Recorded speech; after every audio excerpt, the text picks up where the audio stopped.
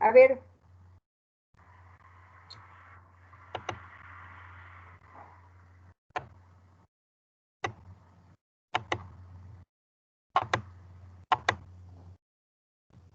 Ahora sí, ¿está bien? ¿Está bien? ¿Ya está prendido ya la grabación? Sí, Sí, ya se inició la grabación, Ya, pero entonces vamos Se a... inició la grabación, doctor. Ya. Entonces voy a poner en pantalla la primera diapositiva. ¿Lo están viendo? Me avisan si están viendo la diapositiva, por favor. Sí, sí se ve, doctora. Ya. Entonces, a ver un momentito.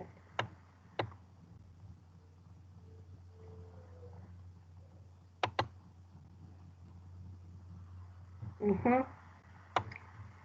Lo estoy poniendo en panorámica. Voy a buscar el punterito.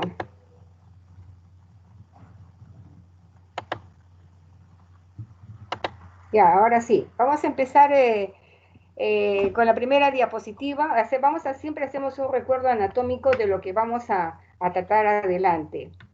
En relación a la anatomía del estómago, sabemos que el estómago normal es una bolsa en forma de J, que se ubica en el epigastrio y en el cuadrante superior izquierdo. El estómago mide aproximadamente 25 centímetros en su eje longitudinal y 12 centímetros en su eje transverso y 8 centímetros en su eje antero-posterior.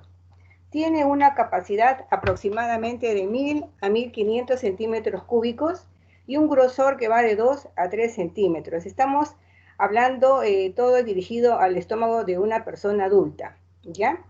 El estómago se divide en el fondo, cuerpo gástrico, el antro y el píloro, que va de 2 a 5 centímetros de longitud del píloro y de 3 milímetros de grosor. Bien, en cuanto a la histología del estómago, tenemos la serosa, la muscular y la mucosa. En el interior del estómago y duodeno, nosotros vamos a encontrar el fondo gástrico, los pliegues gástricos, la mucosa del estómago, el cuerpo, que está en el tercio medio. Después tenemos en la región antropilórica, el esfínter del píloro, y de ahí continuamos con el duodeno. Además tiene la curvatura menor, la curvatura mayor, y entre el esófago y el estómago tenemos el esfínter esofágico inferior y el cardias, es la que une, ¿no? Esa embocadura une el esófago y el estómago. También vamos a conocer ciertas variantes anatómicas del estómago, como tenemos el estómago normotónico o eutónico. ¿Cuál es la característica? Es que tenemos que el píloro y la cisura angularis están a la misma altura, ¿ya? Entonces acá se va a hacer muy bien la digestión, los alimentos llegan al estómago y estos van a pasar al duodeno, ahí no hay problema. Tenemos otro tipo de estómago, el estómago hipotónico. Aquí tenemos que el píloro está por arriba del nivel de la cisura angularis, mayor de 1 centímetro, y acá va a demorar en hacer la digestión, va a demorar en pasar los alimentos al intestino delgado. Después tenemos otro tipo de estómago que es el estómago hipertónico o también llamado estómago en asta de buey. Aquí, si ustedes ven el esquema, la incisura angularis está por arriba del nivel del píloro, ¿no? Y es mayor de 1 centímetro. Entonces, ¿qué pasa? Acá los alimentos llegan y de frente no hay una buena digestión y de frente pasan al intestino delgado, o sea que no van a permanecer mucho tiempo en el estómago, por eso es un estómago hipertónico o también llamado en asta de buey.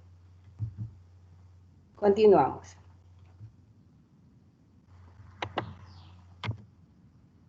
También es importante conocer el patrón mucoso del estómago. En el fondo gástrico tiene un aspecto de mosaico irregular que se hace regular a medida que va descendiendo hacia el cuerpo gástrico. En la curvatura menor y hasta el píloro, los pliegues gástricos se hacen paralelos. Y al final del píloro, los pliegues son finos y bien paralelos y se continúan dentro del bulbo duodenal para hacerse más o menos espiroideos. Acá tenemos un estómago normal al doble contraste. Tenemos la parte superior, que es el fondo gástrico, está con sulfato de bario. Y acá estamos, esto ya es el doble contraste, donde estamos viendo la parte posterior del cuerpo gástrico. Estamos viendo imágenes radiolúcidas, que son los pliegues rugosos, los pliegues de la mucosa gástrica, que más o menos van entre 3 a 5 milímetros, y son de forma tubular y ligeramente ondulados. También acá tenemos la curvatura menor, la curvatura mayor. Entonces acá a nivel del cuerpo gástrico es importante reconocer los pliegues, ¿no?, que son paralelos. Y conforme va descendiendo también son paralelos pero más finos, que se van alejando y van formando la región antropilórica. En cuanto a la técnica de estudio, tenemos primeramente, acuérdense que todo examen que requiera administrar un contraste por cualquier vía, sea oral, vía endovenosa, de forma directa, es importante tomar una radiografía previa antes de administrar el contraste. En este caso, si estamos estudiando el estómago, primero vamos a tomar una radiografía de abdomen simple para ver qué encontramos, porque si pasamos de frente el contraste, entonces si hay algo, no lo vamos a ver porque estamos ya demostrando el contraste en la cámara gástrica. Entonces, es importante empezar con una placa de abdomen simple. Después vamos a ver el estudio de estómago, duodeno, con bario al doble contraste, la angiografía, en qué momento se indica, la ecografía, la tomografía y la resonancia magnética. Bien. Empezando con la radiografía de abdomen simple, ¿no? Eso tiene bastante utilidad en lesiones agudas gástricas, por ejemplo, una colecistitis aguda. El paciente va de emergencia al hospital por un dolor exquisito, entonces se le hace un examen clínico ligerito y se le indica una radiografía de abdomen simple en decúbito dorsal o en bipedestación, depende, ¿no?, las indicaciones del médico tratante. Aquí, en esta radiografía, nosotros podemos encontrar la presencia de líquido libre cuando estamos frente a una ascitis. O podemos encontrar cuando el paciente viene por una sospecha de una perforación de una úlcera gástrica o duodenal, o a lo mejor viene por una herida de arma blanca o una herida por bala. Entonces estamos pensando en la clínica que hay un neumoperitoneo. Entonces la placa nos va a ayudar, ¿ya? También nos ayuda en la sospecha de ver cuerpos extraños, cuando el paciente se ha ingerido una pepa o a lo mejor comiendo se ha roto la prótesis, se la ha tragado y ya no la tiene en el esófago, a lo mejor la tiene en el estómago. Entonces para eso nos sirve la radiografía de abdomen simple, para evaluar la situación en qué lugar se encuentra el cuerpo extraño. También es importante los BSOARs. Hay pacientes psiquiátricos, ¿no?, que les gusta estar comiéndose los pelos y les gusta estar comiendo pajita, hojas secas. Entonces, ¿qué pasa? Que en el estómago como son fibras, esos no se digieren y quedan en el estómago y se van almacenando y a veces llegan a formar bolas, van creciendo, entonces forman cuadros oclusivos a nivel del estómago. No permite que los alimentos se vayan almacenando en el estómago. ¿Por qué? Porque tenemos este tipo de cuerpos extraños que se llaman BSOARs.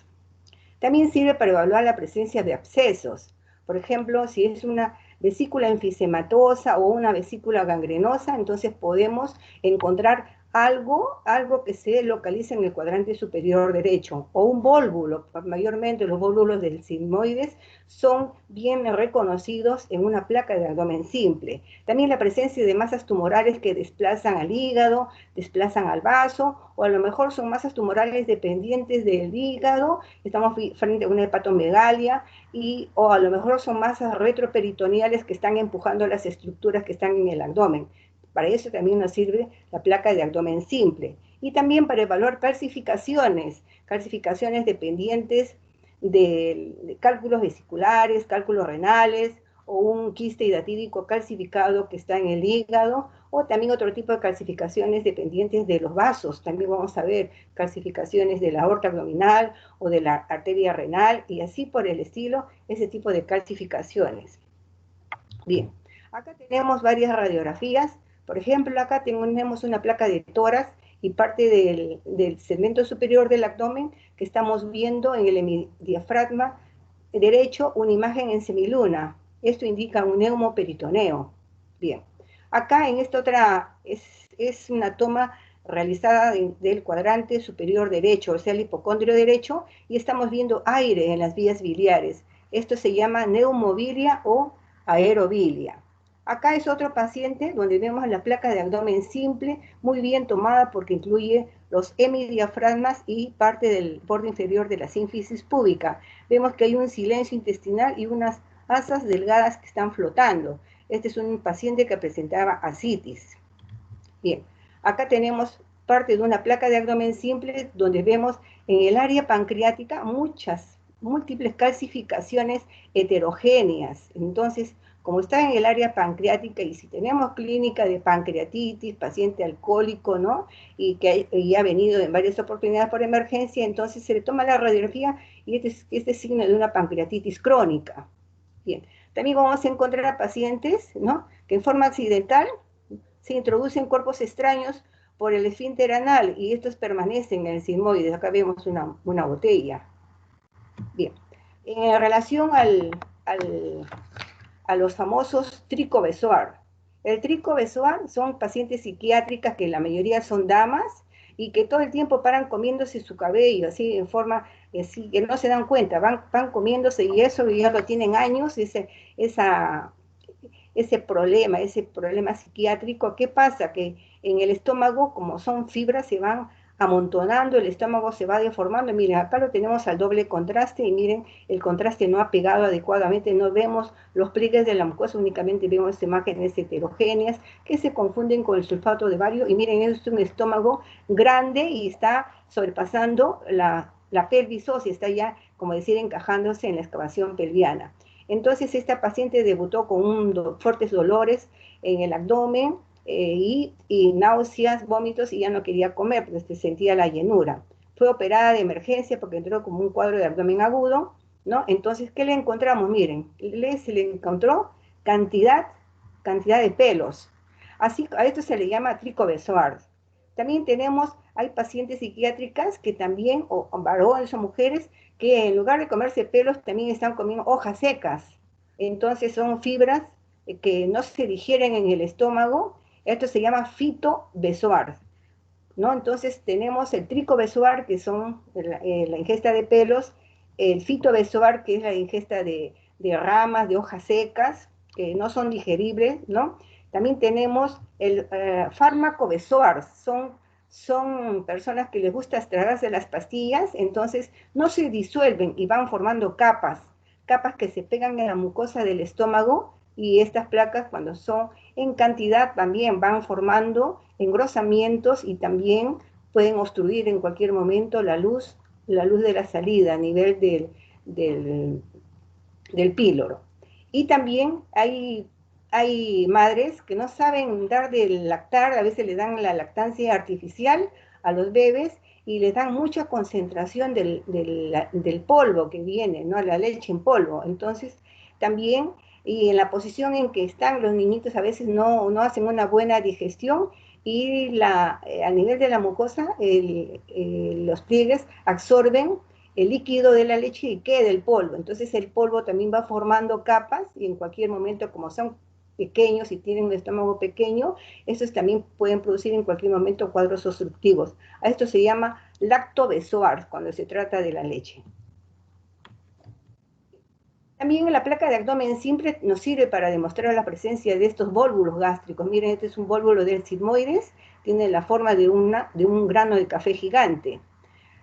Si estamos frente a una hepatomegalia, miren el hígado de densidad agua, ¿no? Que está en el cuadrante superior derecho, cómo desplaza el colon transverso, lo desplaza hacia la región caudal, y también parte del colon transverso lo está tirando hacia el abdomen izquierdo.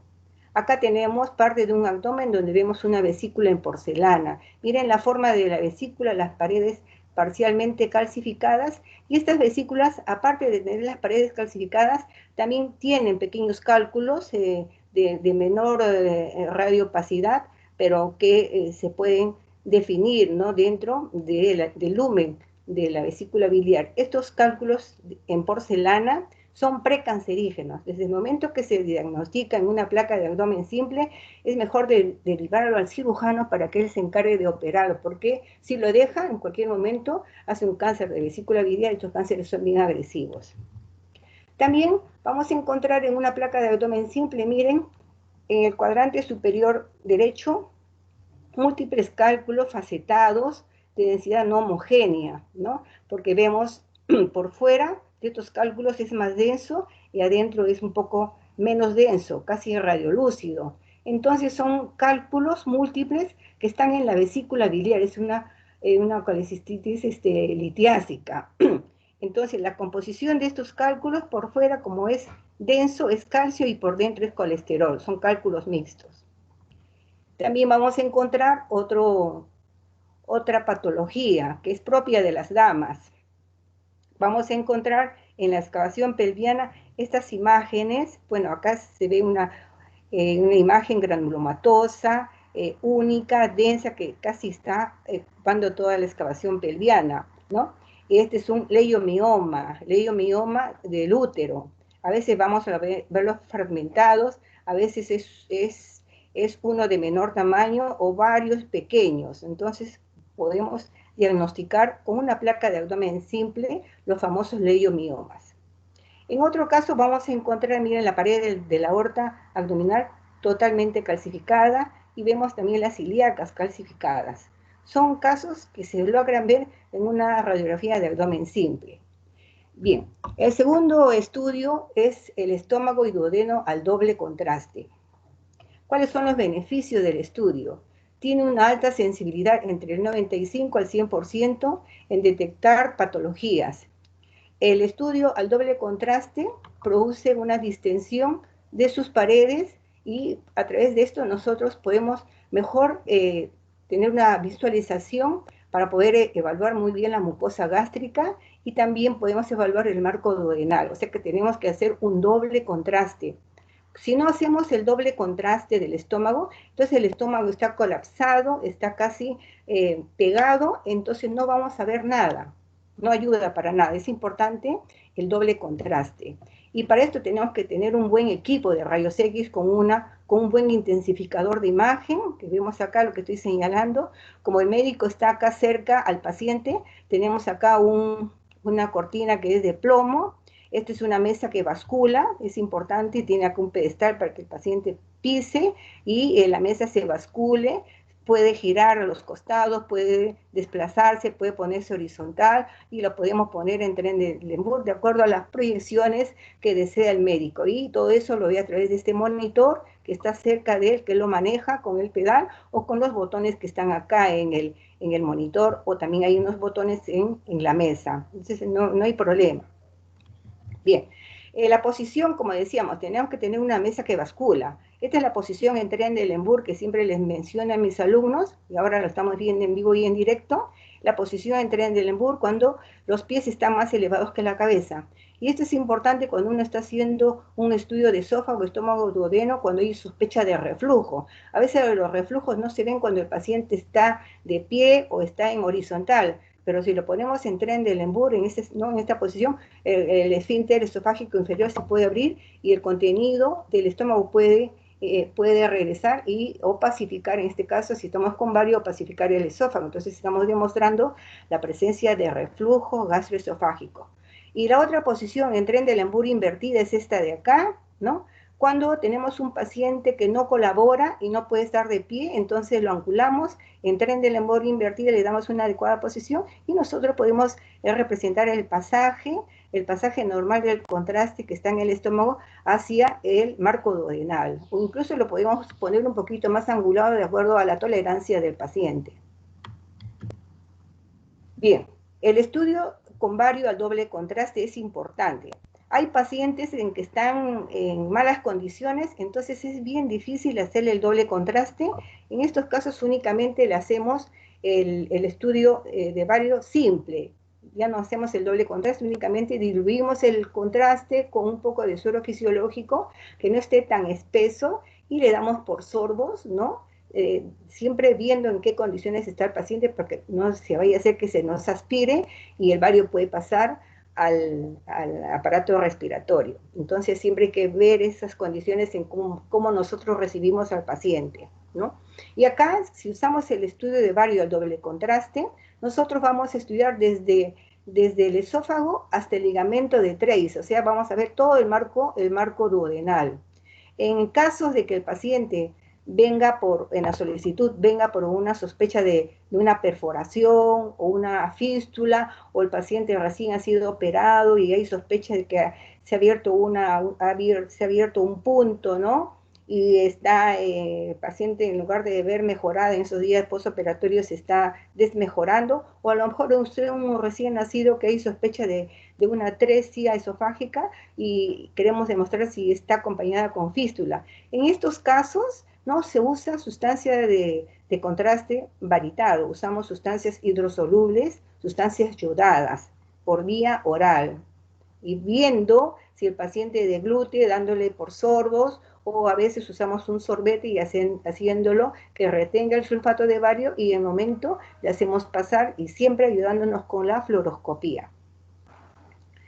El estómago, cuando está mayor distendido, mayor represionado y al doble contraste, nos da una utilidad fenomenal, porque acá vamos a encontrar la motilidad, vamos a ver si hay rigidez de la pared, si hay algún espasmo focalizado, vamos a ver con mucho detalle la mucosa, vamos a demostrar al doble contraste la presencia de pequeñas úlceras, de lesiones superficiales, incluso podemos nosotros confirmar la presencia de un carcinoma superficial cuando hay una deformación de una de las paredes o la mucosa está interrumpida. Y también frente a una gastritis también podemos nosotros reconocer con facilidad si los pliegues están alterados. Ese es al doble contraste. Bien, entonces, ¿cuáles son los elementos que usamos cuando estamos haciendo el estudio de esófago, estómago al doble contraste? Usamos el sulfato de bario, que viene en estos vasos, que es unipersonal, viene bien sellados, y vienen las indicaciones cómo se diluye el polvo, porque el bario es un polvo blanco. Usamos sal de Andrews, que todos lo conocen, y el Gassiobet en gotas, ¿ya? Entonces, nosotros ya una vez que tenemos diluido el sulfato de bario con las indicaciones que trae al reverso del frasco, lo diluimos con suero fisiológico y hacemos una papilla un poco más espesa que el yogur, ¿no? Y la cantidad que se le da al paciente para hacer la mucosografía son 10 centímetros cúbicos, o sea, lo que equivale a 2 medidas de cuchara sopera. Pero si ya tenemos la preparación, ¿qué hacemos? Al paciente primeramente nosotros lo preparamos porque el paciente viene nervioso, entramos en confianza con el paciente haciéndole hablar y lo importante cuando nosotros hacemos este estudio de esófago, estómago, duodeno y tránsito intestinal, únicamente el paciente está en ayunas. Eso es lo único, que no tome desayuno o que haya tomado 8 horas antes, o sea, en la noche del día del examen, y ahí ya viene en ayunas, ¿no? Que no tome ningún desayuno, ni agua, nada, tenemos el estómago vacío. ¿Y qué hacemos? En la sal de Andrews le ponemos en la parte anterior de la lengua y le indicamos que lo trague con las gotas de Gassiobet. Esto lo abrimos para que lo pueda tragar las dos cosas a la vez. ¿Y qué finalidad tiene la sal de Andrews? Cuando llega al estómago junto con el Gassiobet, la sal de Andrews forma burbujas y el Gassiobet de inmediato rompe esas burbujas y el estómago se mantiene distendido, completamente distendido. Y al darle los 10 centímetros de sulfato de bario ya diluido, entonces el sulfato se adhiere a los pliegues de la mucosa y es con la finalidad de obtener la la mucosografía, representar los pliegues normales de la mucosa en un estómago distendido. Y le indicamos que no eructe, porque si eructa continuamente, ¿qué pasa? El estómago se desinfla y no vamos a representar adecuadamente los pliegues de la mucosa gástrica. Y acá tenemos, miren, esto es lo que queremos representar. Este es un estómago al doble contraste. Aquí el paciente está en decúbito supino y vamos a encontrar, miren, está el paciente echado mirando al techo. Vemos, nos representamos el hemidiafragma izquierdo, tenemos el fondo gástrico con sulfato de bario, tenemos la curvatura menor, la curvatura mayor, y en el cuerpo estamos viendo los pliegues gástricos, ¿no? Son radiolúcidos y también parte de la mucosa. Este es el famoso doble contraste, ese es el doble contraste que nos sirve para ver engrosamientos de las paredes, podemos ver alteraciones, los pliegues se cortan, o podemos ver en esta posición una imagen de adición que podría tratarse de un nicho ulceroso benigno, que mayormente se ven en la cara anterior, ¿no? Esta es la representación del cuerpo, acá está en la región antropilórica, y después vamos a ver el bulbo duodenal. Acá tenemos en varias, cómo se hace el procedimiento. Acá tenemos al paciente que está en decúbito dorsal, miren, el fondo gástrico está con sulfato de bario y vemos el doble contraste a nivel del cuerpo y a nivel del antropíloro. En este otro caso es un paciente que está en decúbito, ¿no?, oblicuo izquierdo, y estamos viendo casi parecido al del cúbito dorsal. Vemos el fondo gástrico con sulfato de bario, vemos los pliegues del cuerpo gástrico, miren, paralelos, ¿no? Muy bien, no hay problema, vemos la curvatura menor, la curvatura mayor y la región antropilórica. Para acá el paciente está en decúbito ventral, y estamos viendo, miren acá, ya es casi un doble contraste del fondo gástrico. El bario está en el cuerpo y en la región antropilórica.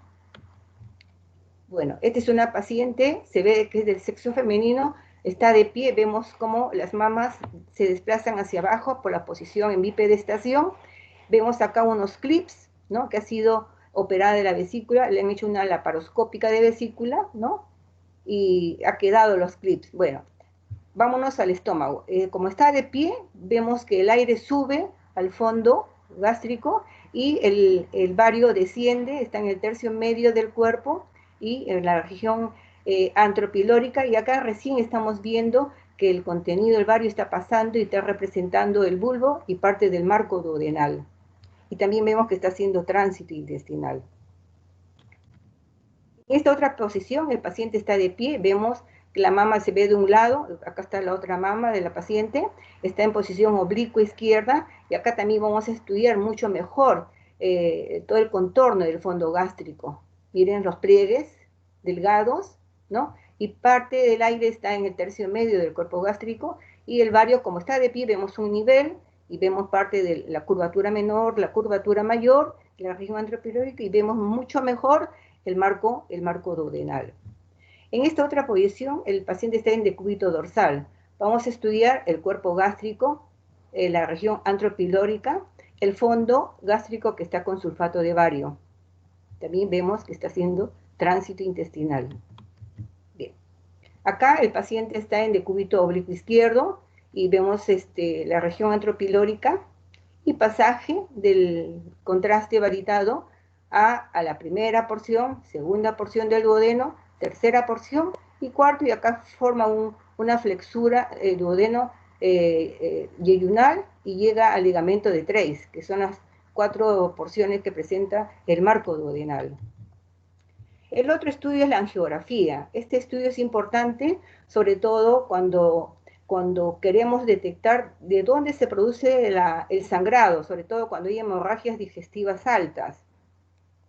Y para esto, la angiografía requiere que el sangrado sea un sangrado considerable, más o menos de 0,5 centímetros por minuto, para poder demostrar el lugar del sangrado.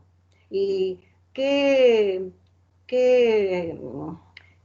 causas pueden ocasionar un sangrado? Por ejemplo, una úlcera sangrante, o unas varices esofágicas, o unas varices gástricas, o una masa sangrante. Entonces, cuando sabemos de dónde es el sangrado, ¿no? Es importante este estudio para detallar, ¿no? El tipo y la zona comprometida. La ecografía también tiene bastante utilidad. Puede detectar con mucha facilidad la presencia de masas tumorales intraluminales a nivel gástrico. Acá, por ejemplo, puede diagnosticar el signo del pseudoriñón. Así también se usa la ecografía en las famosas estenosis hipertróficas pilóricas del recién nacido, ¿no? Y esta ecografía tiene una técnica, es una técnica de bastante utilidad, sobre todo cuando nosotros queremos detectar la presencia de metástasis hepáticas o la presencia de adenopatías en el territorio celíaco, o también masas retroperitoneales o tumores que son retroperitoneales y están produciendo alteraciones, ¿no? A nivel del abdomen, o también representar la zona iliohepática, porque a veces en esta zona muchas veces vamos a encontrar ganglios o otro tipo de patologías que la ecografía nos ayuda a detectarlas. También la ecografía puede detectar la presencia de una infiltración tumoral directa en órganos vecinos. Por ejemplo, el del páncreas, como está cerca del estómago, el colon, ¿no? O una patología propia del esófago que tiene relación con el mediastino. Y también, ¿no? Algunas alteraciones que por contacto con el estómago está el hígado, sobre todo el lóbulo izquierdo del hígado. Bien, acá tenemos una parte de una ecografía, vemos acá el estómago, y nítidamente es un estómago normal, estamos viendo la pared gástrica de 4 a 5 milímetros de grosor, ¿ya? Igual acá en este caso vemos, ¿no? Que acá hay una tumoración bien definida, ¿no? Que está alterando la pared gástrica, es una masa mucosa con invasión parietal, ¿ya? Entonces, en estos casos la tomografía nos ayuda bastante y en este caso, a veces al paciente se le da de tomar agua, ¿no? Para representar mucho mejor la zona, la mucosa, representar los cambios que pueden encontrarse en la mucosa gástrica. El otro examen es la tomografía computarizada. La tomografía computarizada nos ayuda, aparte de estos exámenes que acabo de mencionar, nos ayuda sobre todo a ver el estadiaje de los tumores gástricos. Es importante en la evaluación de tumores del estómago y del duodeno, ¿ya? Permite también ver la infiltración de la pared, así como la extensión más allá de ella. Por ejemplo, miren, cuando nosotros queremos estudiar tomográficamente el estómago, le damos sustancia de contraste hidrosoluble, sustancia iodada por vía oral, ¿ya? Ojo, nunca se le da sulfato de bario, ¿ya? Acuérdense que esto acá estamos viendo el estómago que está con sustancia de contraste hidrosoluble, sustancia iodada. Acá vemos la representación del hígado de forma normal. Vemos acá parte de la aorta, acá vemos el vaso, ¿no? Esta es una representación axial de un estudio normal. Bien, en relación al duodeno, es importante que ya lo hemos visto en varias diapositivas anteriores, que tiene 4 porciones. La primera porción es el bulbo duodenal que se dirige hacia arriba y hacia la derecha. La segunda porción es descendente, se dirige en forma vertical y más o menos coincide con la altura del borde superior de L4. La tercera porción es horizontal, va de derecha a izquierda y tiene una dirección ascendente y se aproxima más o menos a la altura de L1. Y la cuarta porción, que tiene una flexura duodeno-yeyunal, donde se encuentra el ligamento de Treis, que está detrás del estómago. Entonces, acá lo vamos a representar. Este es un duodeno, es una mucosografía del duodeno al doble contraste, ¿no? Donde estamos viendo, miren, acá vemos parte de la región del antro, acá vemos este es el bulbo, acá es la primera porción del duodeno, que habíamos dicho que está dirigida hacia arriba y hacia la derecha, esa es la primera porción. La segunda porción es vertical, descendente, ¿no? Y en su tercio medio se comunica con el esfínter de Oddi, tenemos acá el Wilson, y en este segmento se localiza la cabeza del páncreas. La tercera porción, que va de derecha a izquierda, ¿no? Y la cuarta porción, que forma una flexura duodenodeyunar donde se encuentra el ligamento de Treis. Entonces acá tenemos las 4 porciones del marco duodenal que se tienen que estudiar, se complementa con el estudio de estómago y marco duodenal al doble contraste, ¿ya? Tenemos que representar adecuadamente cómo están los pliegues del duodeno, porque podemos encontrar alteración, áreas de estenosis, entonces acá nos dice que alguna neoplasia está infiltrando la mucosa duodenal. Bien, acá tenemos una representación completa de lo que de una recapitulación de lo que hemos hecho. Acá vemos parte del esófago que todavía tiene contraste sulfato de bario, vemos acá el hemidiafragma, vemos el esfínter del esófago inferior, el cardias, el fondo gástrico con aire, el estómago, el cuerpo del estómago está con sulfato de bario, en la región antropilórica, el canal pilórico, el bulbo que se ve así, y este es el marco duodenal con sus 4 segmentos o porciones, primera, segunda, tercera y la cuarta, que se continúa con el ligamento de Treis y está detrás del antro. También es importante conocer que el bulbo duodenal, lo que estoy señalando, tiene diferentes formas de presentarse. Acá tiene la forma de un triángulo isósceles. Acá tiene la forma de una llama de vela. Miren, acá tiene la forma esférica, casi esférica, y vemos acá la continuación, ¿no?, del marco duodenal. En esta forma, miren, la forma de un cuadrilátero. Entonces tiene variantes anatómicas en que hay que saberlas reconocer para no estar diciendo que es una patología dentro del bulbo duodenal. Bien, en relación a las alteraciones que nosotros vamos a encontrar en el estómago, vamos a empezar con los famosos divertículos congénitos del estómago. Estos divertículos congénitos son los más comunes, son llamados divertículos verdaderos porque jalan todos los componentes de la mucosa del estómago, ¿ya? O sea que están constituidos por las tres capas de la pared gástrica. El 70% de estos divertículos congénitos se encuentran en la cara posterior del cardias. También hay, de acuerdo a esto, hay que también, de acuerdo al tamaño de los divertículos, también hay que hacer el estudio. Es importante, cuando son divertículos grandes, cuando son divertículos mayores de 4 centímetros, estos son divertículos propensos a dar complicaciones clínicas y complicaciones durante el estudio. Y a veces no responden al manejo médico, entonces tienen que ser manejados en forma quirúrgica, sea por vía endoscópica, y ya eso ya depende del cirujano, ¿no? Y cuando son grandes, mayormente estos divertículos se localizan no tanto detrás del cardias, a veces se localizan detrás del fondo gástrico, ¿no? Como vamos a ver acá. Acá tenemos un estudio de estómago, un estudio de estómago al doble contraste, donde estamos viendo un divertículo, ¿no?, con su cuello, que también se ha llenado de sulfato de bario. Acá tengo la curvatura menor, y acá la curvatura mayor.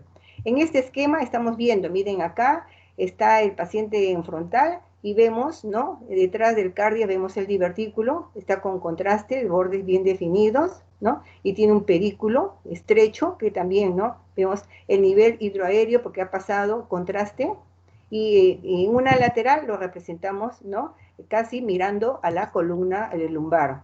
Son los famosos divertículos del cardio, divertículos propios del estómago. Hay otras alteraciones.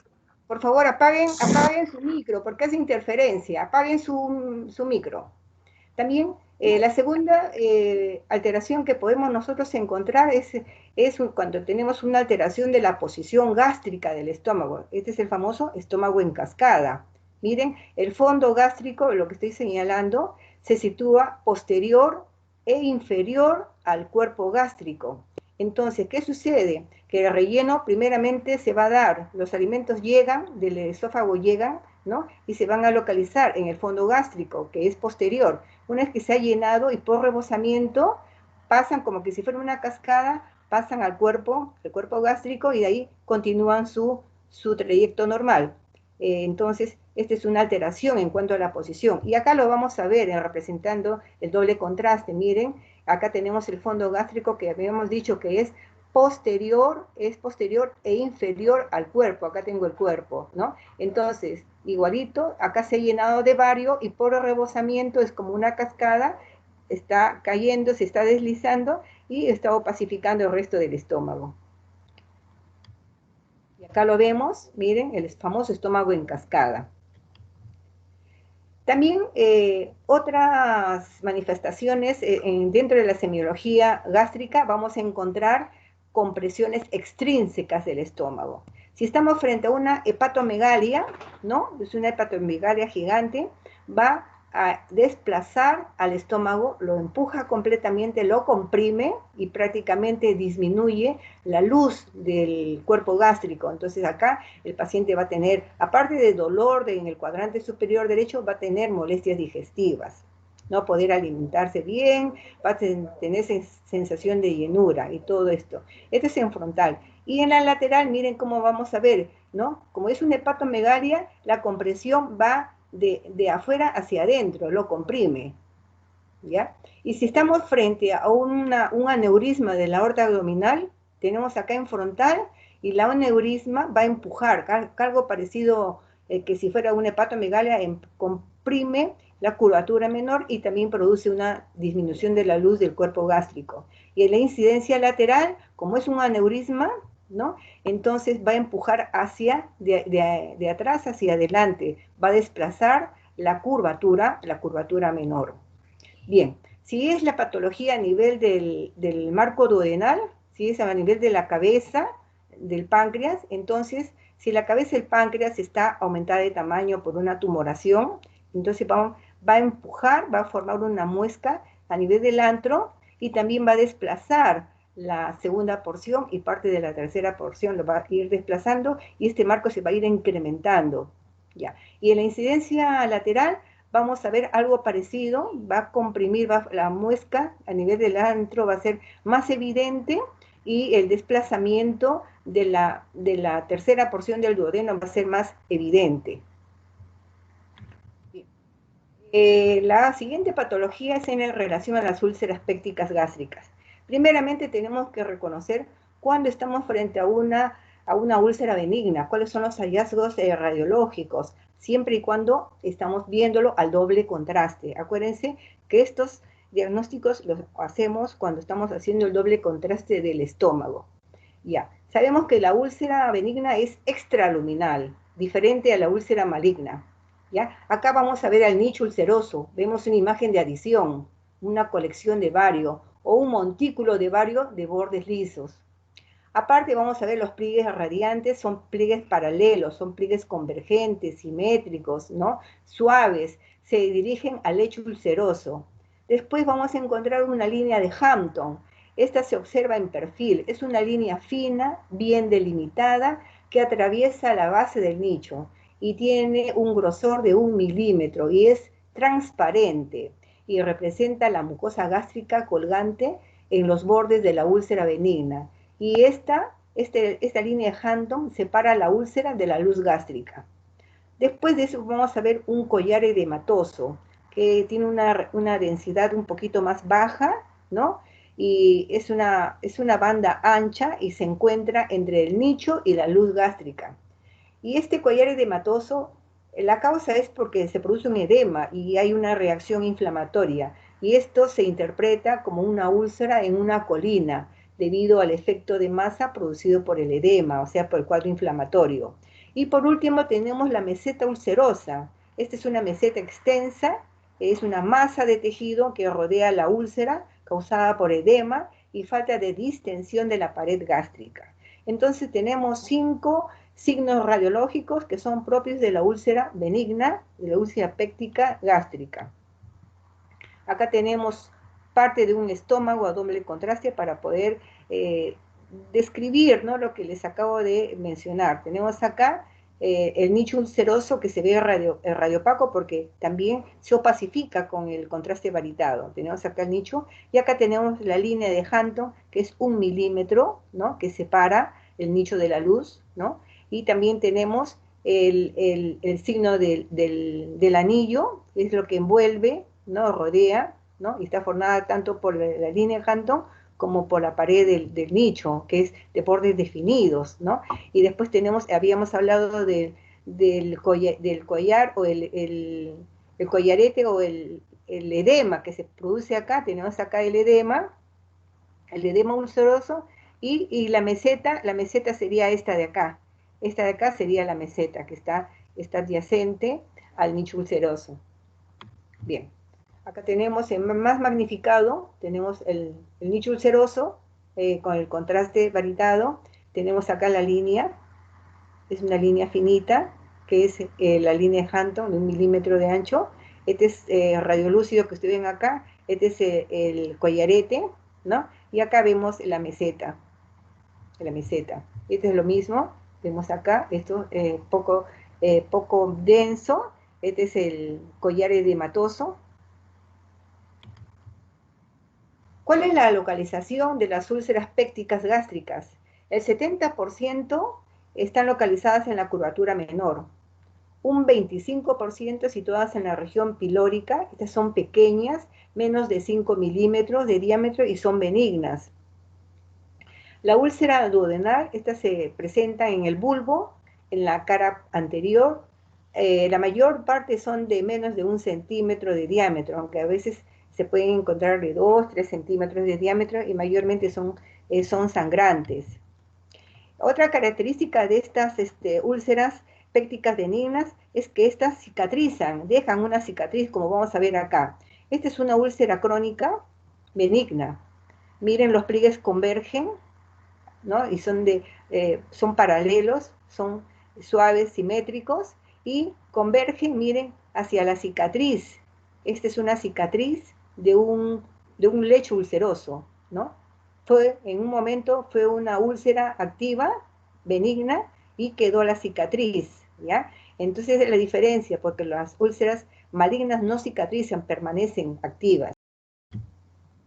¿Cuáles son las complicaciones de las úlceras pépticas gástricas benignas? Son estas de acá. Puede haber hemorragia, perforación, más frecuente a nivel del duodeno.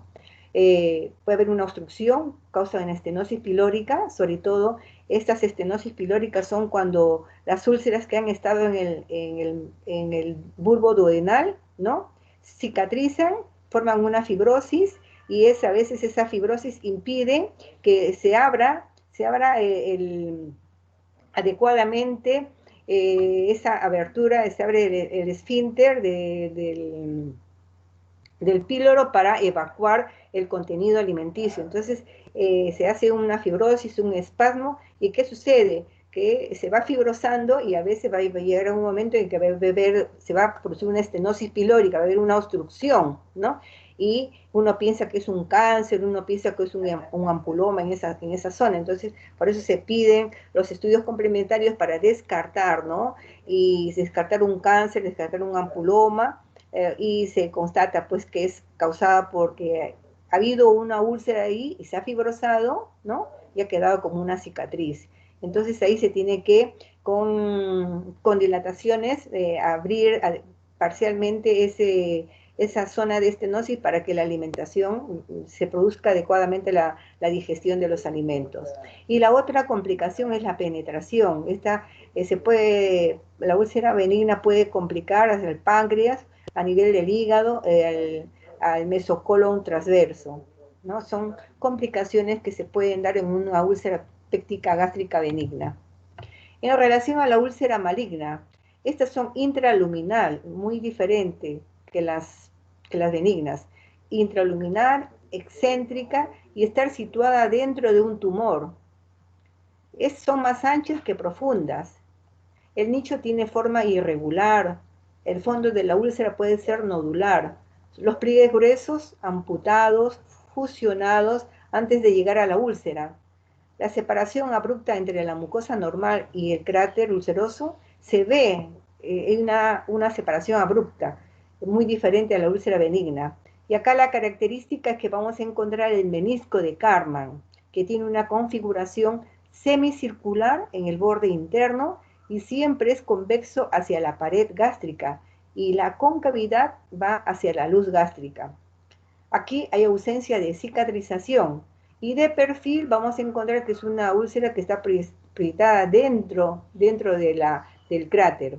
Acá vemos, ¿no? Este es el estudio al doble contraste y vemos, miren, la forma irregular de la úlcera, los pliegues que se cortan no llegan hacia ella y acá vemos que está dentro de una tumoración, de una zona, ¿no? de una zona tumoral y vemos que el nicho tiene forma irregular y acá estamos viendo esta parte de acá, que son el famoso menisco de Karman. Tiene una forma, ¿no? Una configuración semicircular en el borde interno y siempre es convexo hacia la pared gástrica, hacia adentro. Tiene una concavidad hacia la luz gástrica. Igual acá vemos, esta es una úlcera maligna, mayormente se dan en la curvatura mayor del estómago. Vemos acá el signo del menisco de Karman, que es la configuración semicircular y es convexo respecto a la luz. La otra entidad es la gastritis. Estas gastritis son lesiones de la mucosa gástrica y de origen inflamatorio. Las causas son múltiples, hay un montón de factores que desencadenan la gastritis, por ejemplo, alteración en el régimen alimenticio, cuando uno come comida chatarras, demasiados condimentos, o toma mucho café, el cigarro, entonces hay un montón de factores, o el estrés mismo, ¿no? Que origina una alteración, una hiperacidez o una disminución de los ácidos en nivel gástrico, ¿no? Entonces, de acuerdo a esto, va a haber una clasificación de la gastritis, ¿no? Se clasifica en gastritis aguda, que puede ser flemonosa, enfisematosa, corrosiva, hemorrágica, eosinofílica. La gastritis crónica, causada por una atrofia, ¿no? o una anemia perniciosa a nivel del fondo gástrico. La gastritis granulomatosa tenemos causadas por la enfermedad de Crohn, la tuberculosis, el UES y la actinomicosis y la enfermedad de Menetrier. Acá vamos a ver, este es un estómago a doble contraste normal. Habíamos representado cómo se ven los pliegues gástricos, ¿no? Ondulados, bien definidos, radiolúcidos y paralelos. En cambio, cuando estamos frente a una gastritis, mira, hay un desorden completo de los pliegues, tan engrosados, tortuosos, ¿no? Y incluso a veces se engaña, uno piensa que no es una gastritis, piensa que es algo más severo, ¿no? Acá esto ya es causa de una gastritis crónica. Acá tenemos también otras causas de la gastritis crónica. Vemos prácticamente hay un adelgazamiento de los pliegues y ya con el vario ya se pierde la noción, ¿no? de la forma de los pliegues longitudinales a nivel del cuerpo, a nivel del antro, ¿no? Los pliegues se hacen difusos o se hacen segmentarios. Miren, acá se ven delgaditos, ¿ya? Es una gastritis crónica. En relación a la enfermedad de Menetrier, miren, parece que ¿no? se confunde con una gastritis. Este es un estudio a doble contraste de estómago. Acá hay una hipertrofia gigante de los pliegues. Esta es la famosa enfermedad de Menetrier. Es una enfermedad rarísima y que se caracteriza porque hay una hiperplasia de los pliegues gástricos a nivel del fondo del cuerpo y a nivel del antro y del píloro. Y muchas veces la literatura menciona de que tiene relación con una hiposecreción gástrica y una hipoproteinemia. Algunos autores hablan de que también hay una hipersecreción, no solamente una hipo, también puede acompañarse de una hipersecreción gástrica, ¿no? Una hipercloridria, ¿no? Mencionan algunos autores. Y hay que tener cuidado con esta enfermedad de Menetrier porque tiene mucha asociación con enfermedades malignas gástricas. Se asocia mucho, ¿no? Con un cáncer gástrico. Acá, en este corte tomográfico, miren, de la enfermedad de Menetrier, estamos viendo acá, miren, los pliegues gástricos pueden medir hasta 6 milímetros de ancho. Ese es un engrosamiento parietal gástrico difuso con pliegues prominentes. Está ocupando todos los contornos vemos acá, ¿no? Los contornos de la mucosa gástrica. La otra patología es en relación a la obstrucción pilórica. Vamos a tratar acá la obstrucción pilórica, pero en relación a la estenosis hipertrófica pilórica del lactante. ¿Ya? Esta estenosis pilórica la podemos diagnosticar bien con una radiografía de tórax, perdón, de abdomen simple, con una ecografía o un estudio de estómago contrastado. ¿Cuál es el antecedente de esta estenosis hipertrófica pilórica?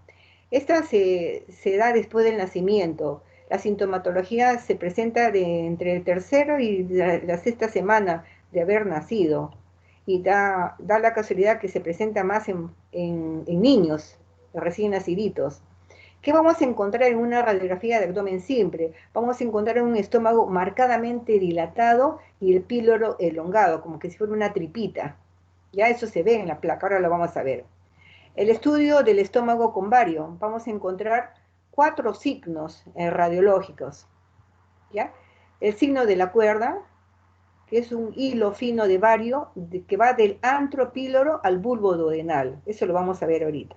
El signo del hombro es causada por una hipertrofia del músculo en el antro gástrico. El signo del pico es una prominencia justo donde comienza la obstrucción y es causada porque el bario intenta vencer esa resistencia, intenta entrar a ese canal elongadito, pero no puede, entonces se forma un piquito, que ahí lo vamos a ver también con el contraste. Y el signo del raíz es que el bario forma 2 hilos delgaditos y eso se van a ver en el canal elongado, o sea, en el píloro elongado. O sea que vamos a encontrar estos 4 signos radiológicos en el estudio de estómago con sustancia varitada. Y en la placa de abdomen simple, como les dije, ¿no? Va a haber una gran dilatación del estómago con un píloro elongadito. Acá tenemos, miren, es una serie gastroduodenal, donde estamos viendo el bario, está en el estómago, y como sea, está lleno de bario, entonces, ¿qué pasa? Para vencer el píloro elongado, que le llaman el signo de la cuerda, entonces el estómago trata de vencer esto y vamos a encontrar ondas antiperistálticas, ¿ya? Este es el signo de la cuerda. Acá vamos a encontrar el signo del hombro, miren, que es causada por una hipertrofia a nivel antropilórico, y acá vemos el píloro elongado, este es el signo del hombro. Acá vemos el signo del pico, miren, que el contraste trata de vencer esta resistencia acá es el píloro elongado finito, ¿lo ven? Y como no puede ampliarse este píloro porque está hipertrofiado, entonces se forma como un piquito. El otro signo es, miren, el contraste cuando entró, está en el canal pilórico y forma 2 líneas. Estas 2 líneas es causada por el bario, que se ha pintado en la mucosa y vemos 2 líneas. Y también le llaman el signo de raíl, como que si fuera las raíles de un tren. Ecográficamente también nos ayuda bastante. Ahora es la ecografía en esta patología de la hipertrofia pilórica del recién nacido es de cajón, ¿no? Nosotros normalmente el músculo pilórico tiene 2.3 milímetros. Es sono transparente y en su interior existe un área ecogénica formada por la mucosa y la luz del píloro, ¿ya? Esto es normal. Pero cuando hay una estenosis pilórica vamos a encontrar, miren, de 2.3 se dilata a 4.5 milímetros. Esa es en la estenosis pilórica. En un corte transversal, el diámetro normal, o sea, del anillo pilórico, va entre 7.45 más o menos 2.2 milímetros. Pero en este mismo corte transversal, cuando estamos frente a una estenosis hipertrófica del píloro, va a llegar, miren, de 13.4 milímetros. Y acá, por esta forma que crece, da una imagen típica, ¿no? Que forma como una diana, una imagen redondita. Y si se hace un corte longitudinal en la estenosis hipertrófica del píloro, la longitud del canal pilórico en estos pacientes, no estos niñitos, va de 14 a 26 milímetros, ¿no? Y muchos autores lo han descrito como el cervix ecográfico, porque tiene una forma de un cervix uterino, ¿ya? Sí. Pero lo normal, miren, es hasta 13.5 milímetros. Miren cuánto es la longitud, ¿no? del píloro elongado. Por eso que la ecografía tiene una fiabilidad diagnóstica de casi más del 90%. Acá vemos, ¿no? En ecografía, vemos el músculo en la pared del canal pilórico hipertrofiado, y acá vemos el píloro, y acá estamos viendo el estómago. La otra entidad son los famosos tumores gástricos benignos. Tenemos dentro de los benignos los pólipos, los adenomas vellosos. Estos adenomas son potencialmente malignos, por eso que desde un momento que se diagnostica como benigno, hay que operarlo. Después tenemos los tumores submucosos, los leiomiomas. ¿Se acuerdan que hablamos en el esófago de los leiomiomas? También vamos a encontrar en el estómago leiomiomas. Aparte de estos tenemos los fibromas, los lipomas, tumor neurogénico y el carcinoide. Dentro de los pólipos tenemos los adenomatosos, hiperplásicos, amartomatosos de retención, ¿no? En relación a los tumores gástricos benignos, el porcentaje de presentación es bien bajito, más es el cáncer gástrico maligno, ¿ya? Pero dentro de los tumores submucosos voy a hablar sobre los leiomiomas, bien, y también sobre los pólipos. Acá vemos un estómago doble contraste. Vean la curvatura menor, la curvatura mayor, el fondo, ¿ya? El paciente está un poquito oblicuado hacia la izquierda, y acá vemos un defecto de represión, un defecto único, grande, la superficie de veces es irregular, y están localizadas mayormente en la región antral. Acá lo vemos cerca al cuerpo gástrico. También la otra entidad que les mencioné son los leiomiomas del estófago. Estas, acá está magnificado, son tumores benignos únicos, de crecimiento mixto. ¿Por qué? Porque pueden estar intramural, extramural o ser mixtos, y se localizan mayormente en la parte alta del estómago. En relación a los tumores gástricos malignos, vamos a mencionar el carcinoma, los linfomas, las metástasis y el sarcoma.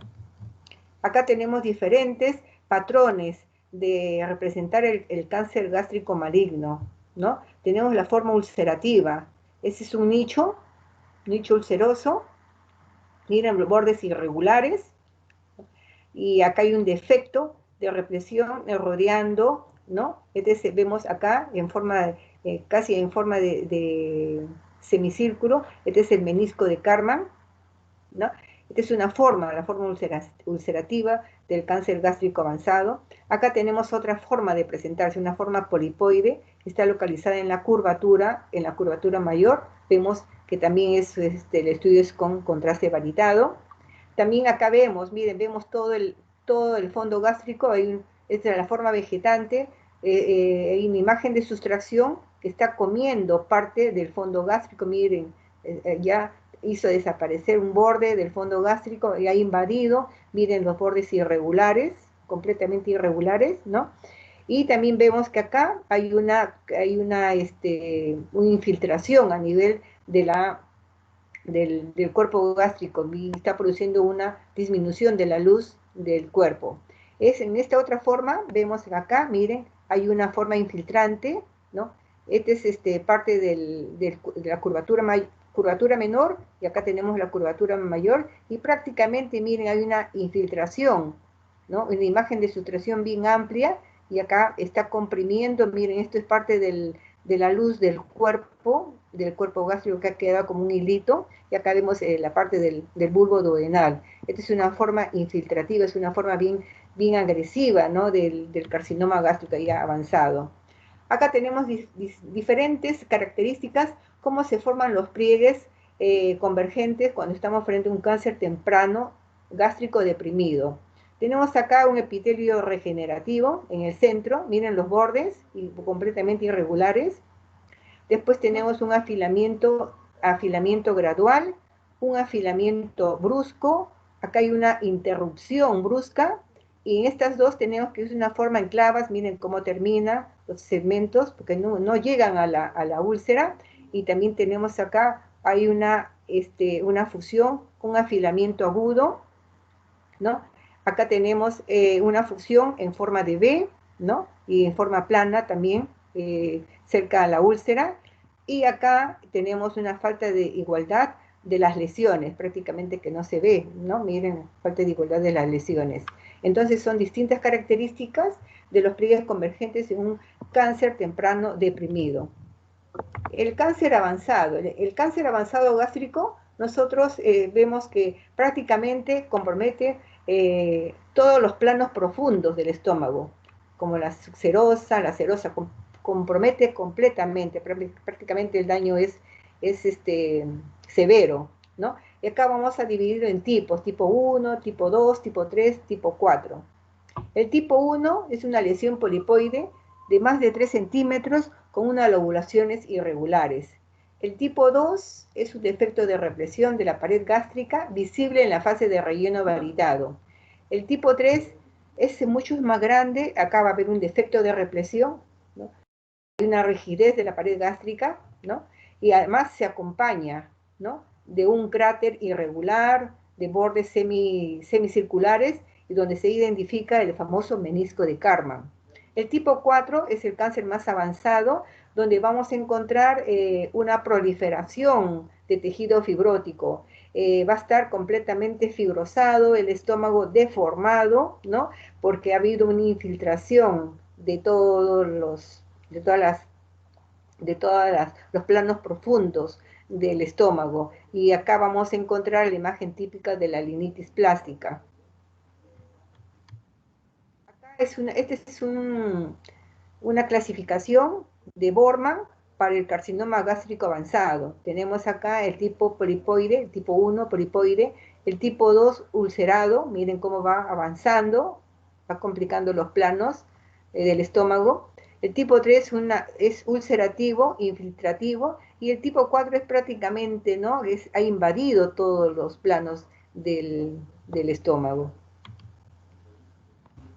El estómago avanzado da metástasis.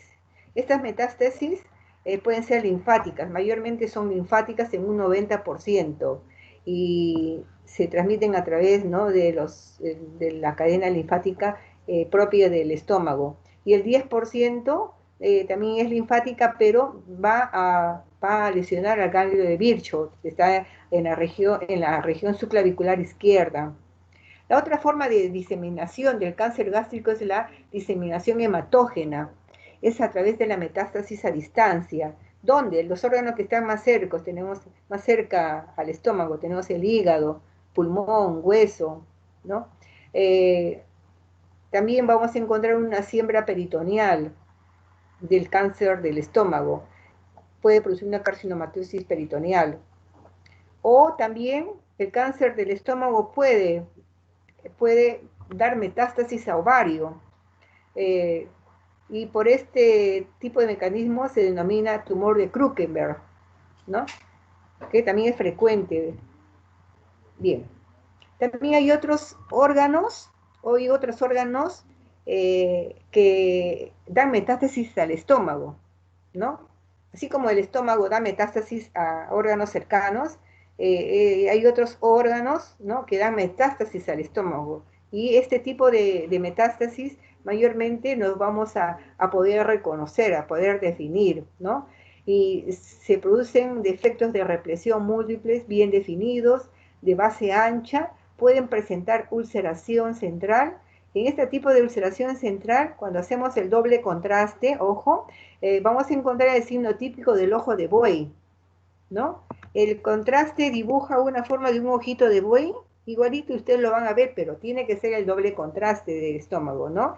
Y este ojo de buey es típico del melanoma maligno, metastásico, de un lunar que se ha magnetizado y ha dado metástasis al estómago. Y ahí vamos a encontrar el signo de ojo de buey.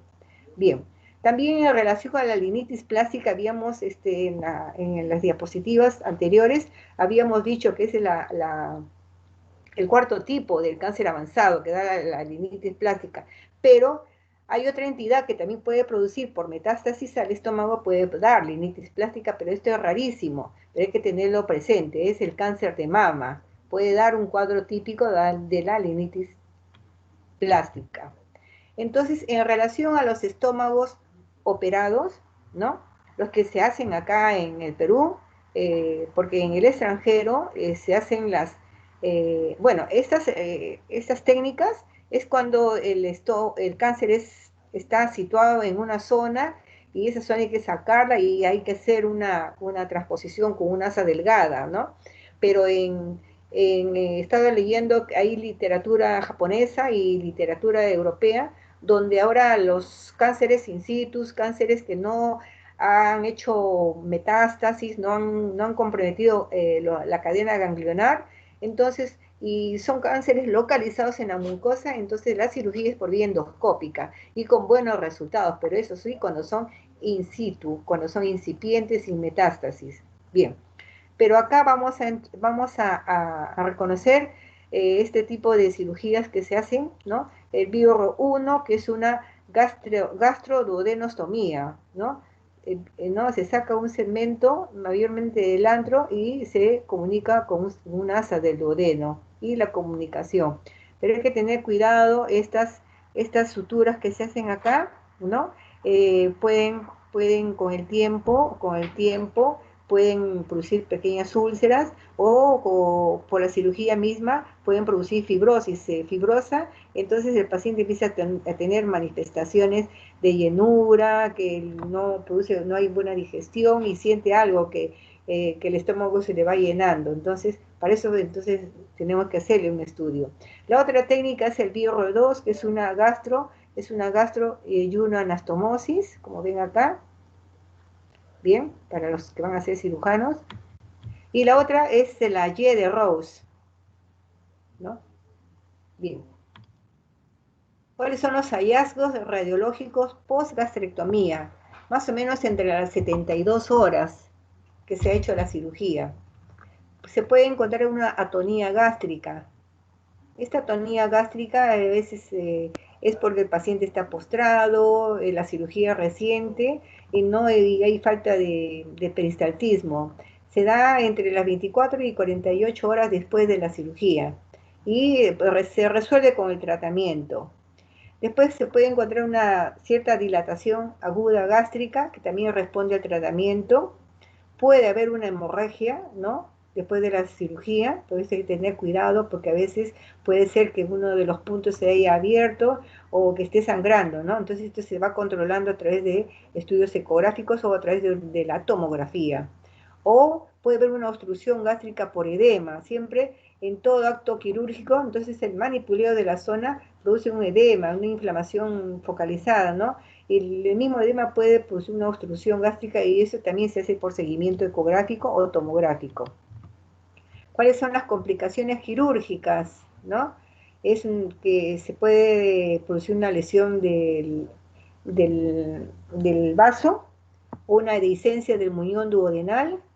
Cuando hay dehiscencia del muñón duodenal, ¿no? Entonces de inmediato el cirujano tiene que suspender, si es que el paciente ya está recibiendo algo por vía oral, algo blandito, suspender nada por vía oral y hacer una alimentación parenteral y ver, ¿no? Y de inmediato ver si el muñón está permeable o a lo mejor del muñón y lo hacemos nosotros, en este caso usamos sustancias hidrosolubles, acuérdense, ¿ya?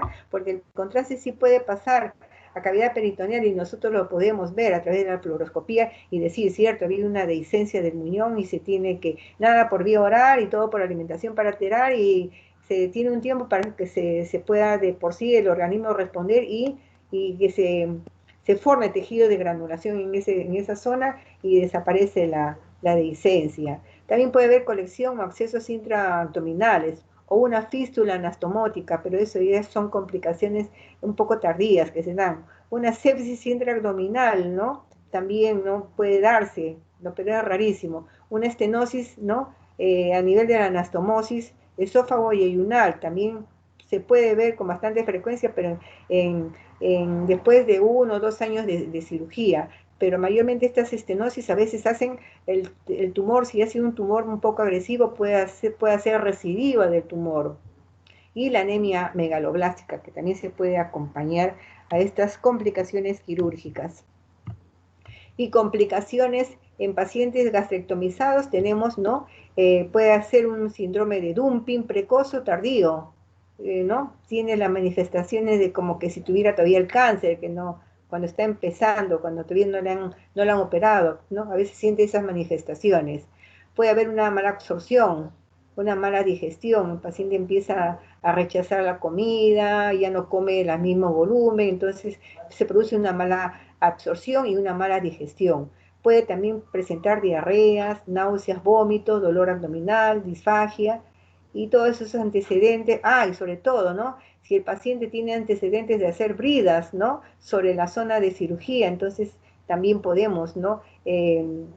Suponer de que se trata de bridas o herencias en la zona del muñón, de la zona de la anastomosis. Úlceras en la zona de la anastomosis también se ha visto que se pueden presentar y sobre todo la recidiva de la tumoración. Bien, ahí está mi perrito, que en paz descanse, Sandy, desde el cielo, mi chiquita preciosa. Bien, chicos, terminamos la teoría. Hemos terminado. ¿Me escuchan? Sí, doctora. Gracias por todo. Y por favor, si es que lo has grabado, Joseph o Rubén o Fernando, por favor, he hecho varios cambios en la